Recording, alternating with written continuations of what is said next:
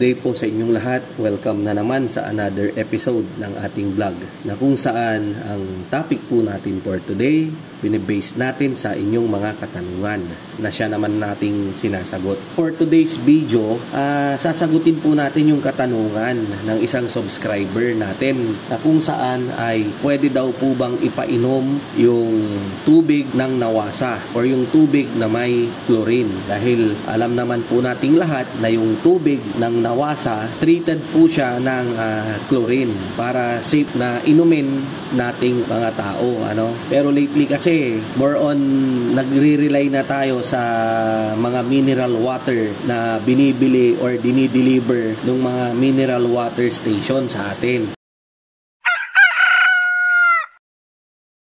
Actually, ang tubig nawasa na may chlorine ay pwede pong ipainom natin sa ating mga manok. Huwag po kayong matatakot, huwag po kayong mag-alala dahil pwede po nating ipainom ang mga yan sa ating mga manok. Wala pong masamang epekto yan sa kanilang katawan or sa kanilang kalusugan at sa kanilang pangingitlog. Idagdag na rin po natin dyan sakaling yung mga tubig sa poso, yung sa binobomba, ay pwede rin naman pong ipainom yan sa ating mga manok. Yun nga pong farm namin sa Bayambang, 1.5 pyesa lang po yan. So parang isang pyesa po kasi ay 20 feet and then plus kalahati, so parang 30 feet lang po yung lalim nung tubo. Doon po yung source ng aming tubig na siya naman naming ipinapainom. Doon din po namin nilagay yung aming windmill para siya po mismo yung nagsiserve na taga-bomba. Yan, para lumabas yung tubig. At siya namang dinadala niya, iniaakyat niya dun sa tangke ng windmill na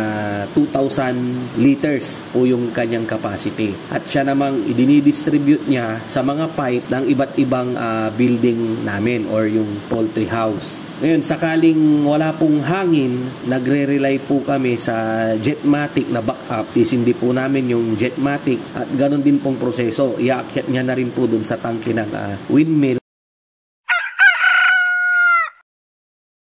Yaman rin lang na usapang tubig to.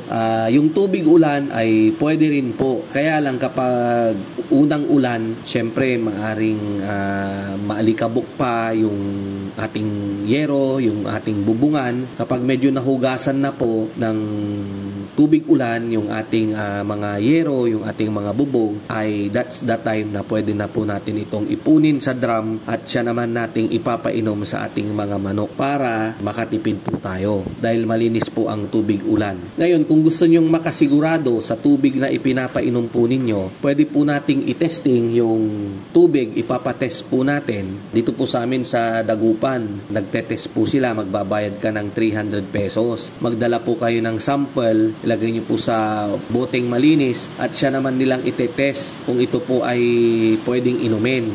Lalabas po yung mga iba't ibang analysis po nila dyan sa tubig ninyo. Ulitin ko po, yung tubig po ng nawasa ay pwede po nating ipainom sa ating mga paitloging manok.